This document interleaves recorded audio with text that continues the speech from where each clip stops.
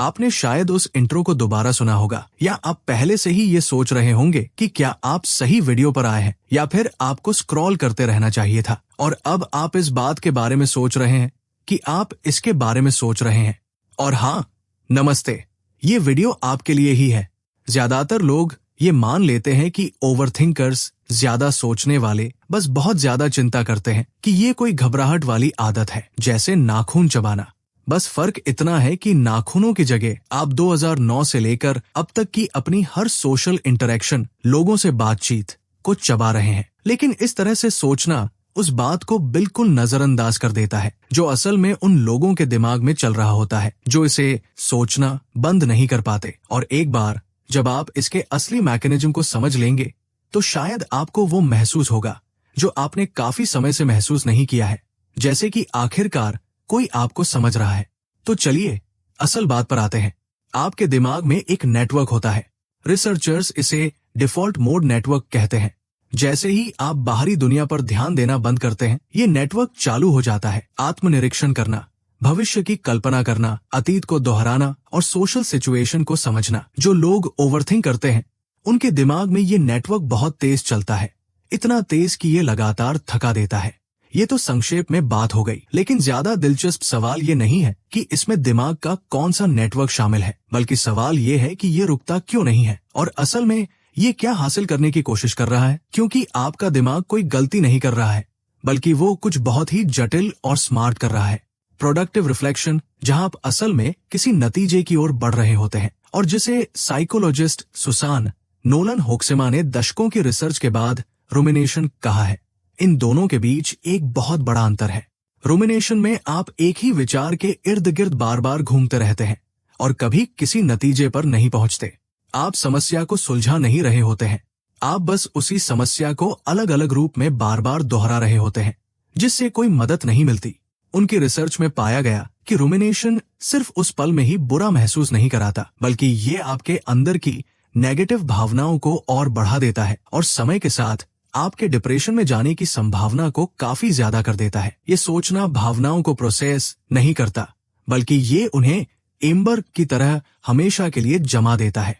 और सबसे निराशाजनक विडंबना यह है कि आपके लगातार सोचने की पूरी वजह यह है कि आपके अंदर का कोई हिस्सा ये मानता है कि अगर आप बस लंबा और गहराई से सोचेंगे तो आप अंततः किसी ऐसे समाधान पर पहुंच जाएंगे जो सब ठीक कर देगा। दुख की बात है कि ऐसा नहीं होगा, लेकिन फिर भी आप रात के 2 बजे कोशिश करेंगे, जबकि आपको सुबह 7 बजे उठना है। बहुत सारे ओवरथिंकर्स ऐसे माहौल में पले बढ़े होते हैं जहां अनिश्चितता काफी खतरनाक थी।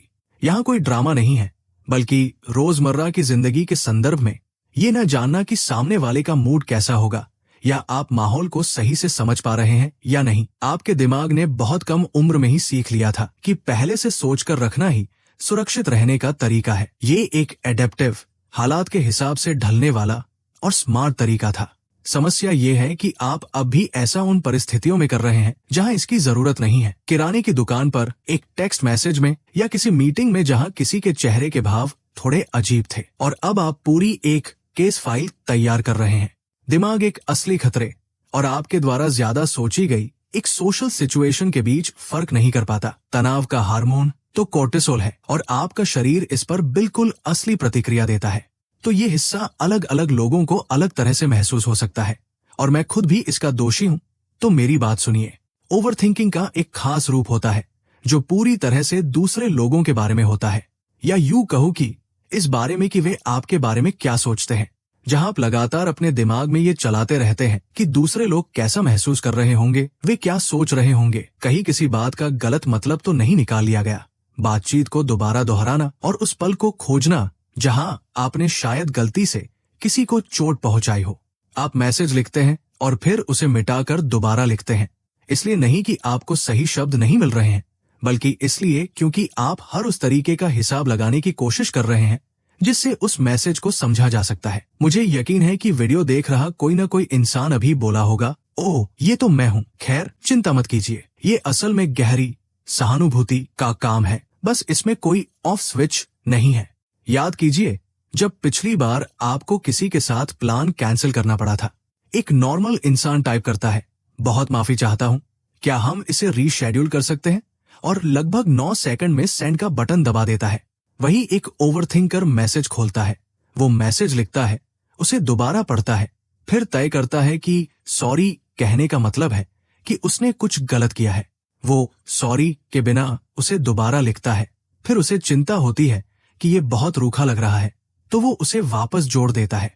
रीशेड्यूल शब्द को घूरता है, ये सोचता है कि कहीं ये ज्यादा हुक्म चलाने जैसा तो नहीं लग रहा। वो 3 बिल्कुल अलग वर्जन लिखता है, दूसरी राय के लिए एक दोस्त को भेजता है और फिर 12 से 25 मिनट की मशक्कत के बाद वो लगभग वही मैसेज भेजता है जो उसने सबसे पहले लिखा था। और फिर अंत में वो तुरंत अपना ही मैसेज दोबारा पढ़ता है, ये सोचकर कि क्या ये सामने वाले को ठीक लगा या नहीं। सबसे क्रूर बात यह है कि दूसरों के प्रति इस अति जागरूकता का अक्सर ये मतलब होता है कि ओवरथिंकर्स खुद को उस स्तर की करुणा देने में सबसे पीछे होते हैं जो वो बाकी सभी को देते हैं। आप एक दोस्त को ये समझाने में 40 मिनट लगा देंगे कि वो कोई बोझ नहीं है, और फिर रात भर जागते हुए खुद को ये यकीन दिलाएंगे कि आप खुद एक बोझ है।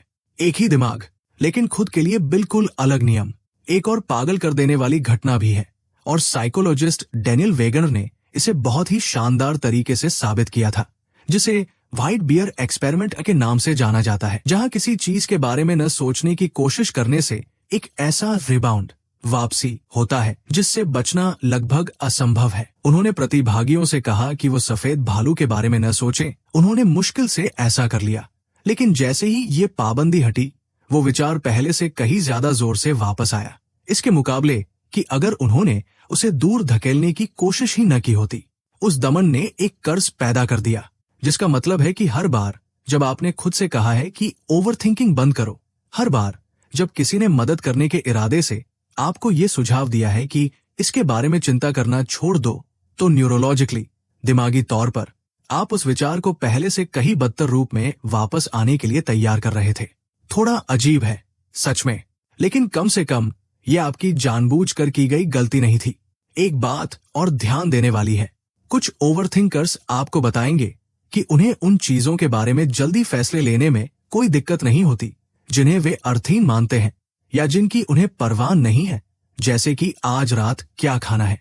ये ज्यादातर उन चीजों के साथ होता है जो उनके लिए मायने रखती है। रिश्ते, वो विकल्प जिनके परिणाम गंभीर हो सकते हैं, जहां सब कुछ रुक सा जाता है। ये आपको एक महत्वपूर्ण बात बताता है, ओवरथिंकिंग कोई रैंडम शोर नहीं है। ये लगभग सटीक रूप से उन चीजों को दर्शाता है जिन्हें आप अहमियत देते हैं, जिन्हें खोने से आप डरते हैं, जिनसे आप प्यार करते हैं और आप खुद को कैसा दिखाना चाहते हैं।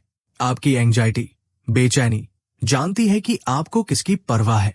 ये बस उसे बताने के लिए सबसे बुरे तरीके का इस्तेमाल कर रही है। बहुत ज्यादा सोचने वाले लोगों का आराम के साथ भी एक बहुत उलझा हुआ रिश्ता होता है। बेशक वो बाकी सभी की तरह इसका मजा लेना चाहते हैं, लेकिन खाली बैठना उस एक चीज को हटा देता है जो विचारों को कंट्रोल में रखती है। डिस्ट्रैक्शन। जैसे ही आप बैठते हैं या सोने की कोशिश करते हैं या कुछ नया देखना सुनना बंद करते हैं, पिछले सारे विचार एक साथ दिमाग में भर जाते हैं। इसलिए आप खुद को बिजी रखते हैं, क्योंकि यही एकमात्र वॉल्यूम डायल है जो आपने पाया है और जो थोड़ा बहुत काम करता है। और ये जितना लंबा चलता है, किसी जगह पर मौजूद रहना और वहां से तुरंत भागने की कोशिश न करना उतना ही मुश्किल होता जाता है। आप ओवरथिंक क्यों करते हैं, ये समझ लेने से ये अपने आप बंद नहीं हो जाता, और ऐसा होना भी नहीं चाहिए। जागरूकता तो बस वो बिंदु है जहां से आप बेहतर सवाल पूछना शुरू कर सकते हैं। ये नहीं कि मैं इसे दूर कैसे करूं, बल्कि ये कि ये विचार असल में मुझे किस चीज से बचाने की कोशिश कर रहा है, और क्या वह खतरा अब भी मौजूद है। क्योंकि ज्यादातर समय ऐसा नहीं होता। जिस खतरे को आपका दिमाग खोज रहा है वो शायद सालों पहले ही खत्म हो चुका है। अब जो बचा है वो एक बहुत ही पक्की हो चुकी आदत है। लक्ष्य एक शांत दिमाग पाना नहीं है, वो शायद कभी नहीं मिलने वाला, और उसके पीछे भागना बस फ्रस्ट्रेशन की एक और परत चढ़ा देता है। लक्ष्य है अपने विचारों के साथ एक ज्यादा ईमानदार रिश्ता बनाना। आपको उस विचारों के भंवर को देखकर ये कहने में सक्षम होना चाहिए कि मैं देख रहा हूं कि तुम क्या कर रहे हो, मुझे पता है कि तुम ये क्यों कर रहे हो, और अब मैं ये तय करूंगा कि मेरी आज की शाम का कितना हिस्सा तुम्हें असल में मिलेगा। ये कोई छोटी बात नहीं है, सच कहूं तो यही सब कुछ है।